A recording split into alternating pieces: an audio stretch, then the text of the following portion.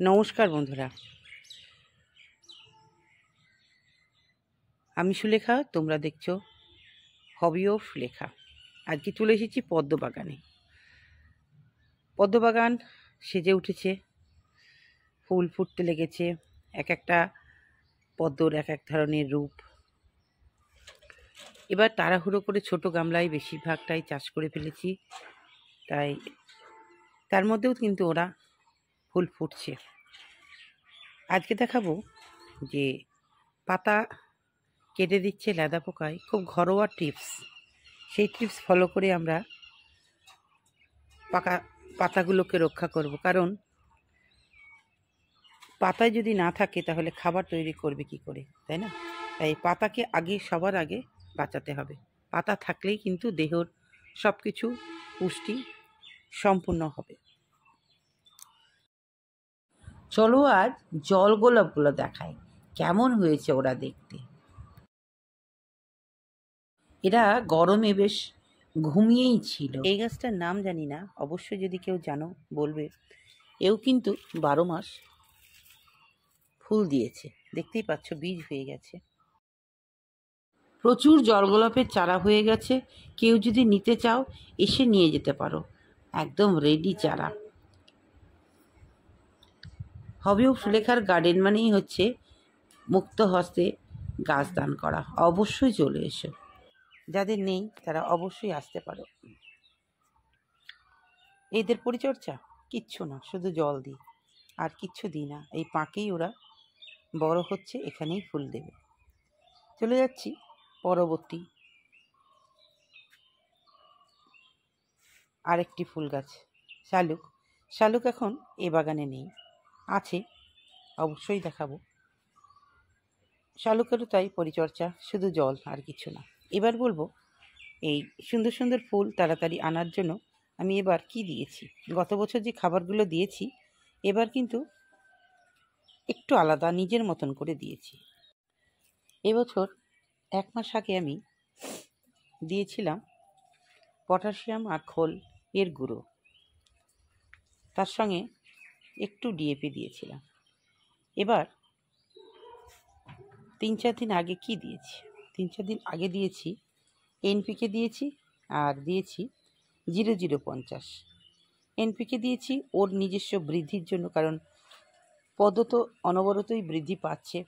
তার শাখা প্রশাখা পাতা অনবরত বৃদ্ধি করছে, এক মরে যাচ্ছে আর এক বাড়ছে, মানে হতেই আছে। তার জন্য এনপিকে অবশ্যই দরকার, আর ফুলেরও দরকার। তাই 0050 এই দুটো দিয়েছি। 1 চামচ 1 চামচ 2 চামচ করে পাতায় পুড়িয়ে দিয়ে প্রতিটা গাছে দিয়ে দিয়েছি। অবশ্যই বলবে দেখতে কেমন হয়েছে। বাড়িতে একটু ব্যস্ত ছিলাম, ছেলের বিয়ে, পরিচর্যা ঠিক মতন করতে পারিনি, তাই আমার মনের মতন হয়নি। তোমাদের কেমন লাগছে অবশ্যই বলবে। এবার পাতাগুলো কেটে দিচ্ছে। কালকে সন্ধ্যাবেলায় আমি এসে অবশ্য কেটেছি পাতা, দেখবে। গরমকাল পড়ে গেছে, ডেঙ্গু সম্ভাবনা হতে পারে, তার জন্য আমাদের খুব সতর্ক থাকতে হবে। পাতাও কাটছে, সেটাও কেউ দেখতে হবে, আবার যাতে মশার ডিম না পারে সেটাও দেখতে হবে। তো কী দেবো সেটা দেখাবো। তার আগে আমি যে পাতাগুলো কেটে ফেলে দিয়েছি, দেখো এখানে পাতাগুলো কেটে ফেলে দিয়েছি। এই যে পাতা দেখো, এটাকে কিভাবে খেয়েছে, দেখছো তো? এটাকে কে খেয়েছে, কিভাবে খেয়েছে সেটা তো বলবোই। এবার বলবো আমি কি দেবো। এই দেখতে পাচ্ছ কচি কচি নিম পাতা। যেখানে পাতা খাবে সেইখানে কিন্তু এই নিম পাতাটা ছড়িয়ে দিতে হবে। কিভাবে দেবে? যেখানে তোমার লাদা পোকাটা থাকবে মনে হবে সেইখানে কিন্তু তুমি নিম পাতার এই যে ডালটা এইভাবে দিয়ে দেবে। ব্যাস, এইভাবে দিয়ে দিলেই আর কিন্তু ওরা আসতে পারবে না। এখানেই মনে হবে তোমার পাতা কাটছে, তুমি গিয়ে লক্ষ্য করো পাতার ওপরে সে আছে কি না। পাতার ওপরে যদি সে থাকে তাহলে তাকে তুলে ফেলে দাও, দিয়ে এই নিম পাতাটা দিয়ে দাও। ব্যাস, কমপ্লিট। একটা খুব সুন্দর ট্রিপস যেটা আমার বাগানে হয়েছে, সেটাই কিন্তু আমি তোমাদের দেখিয়েছি। এই হলো। এবার মশার হাত থেকে আমরা কিভাবে রক্ষা পাবো। মশার ধর্মই হচ্ছে স্বচ্ছ জলে ডিম পাড়া, তাই জলকে সবসময় ঘোলা রাখতে হবে। তার জন্য কি করতে হবে, একটু একটু পানা ছেড়ে দিতে হবে। আর কি করতে হবে, সপ্তাহে 2 দিন তোমার জলটাকে চেঞ্জ করতে হবে। আমি কি করি, জলটাকে চেঞ্জ না করে এই জলই আমার, দেখতেই পাচ্ছ প্রচুর ফুল গাছ, প্রচুর গাছ, সেই গাছে আমি মগে করে করে দিয়ে দিই। জলটাকে অপচয় করি না। জল হচ্ছে অমূল্য সম্পদ, জলকে কেন অপচয় করব।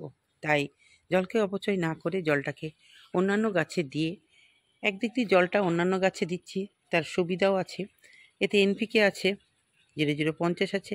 যাদের পটাশিয়াম দরকার, নাইট্রোজেন দরকার, তাদের কিন্তু এই জলটা কাজে লেগে যাচ্ছে। সুতরাং আমরা উভয় দিক দিয়ে কিন্তু সুবিধা পাচ্ছি। সুতরাং এইভাবেই কিন্তু আমরা জল সম্পদটাকে নষ্ট করব না এবং গাছ সম্পদকেও বাঁচাবো।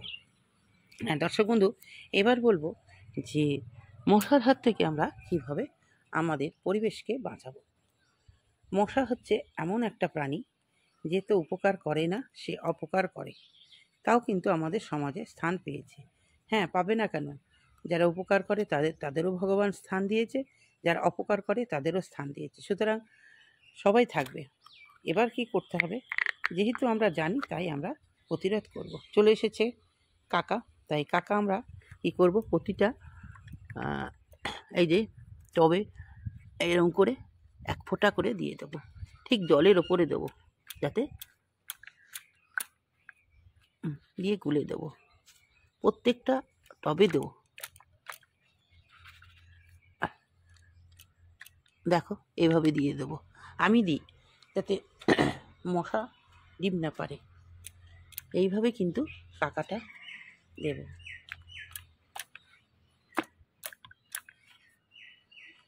দিয়ে গুলিয়ে দেবো।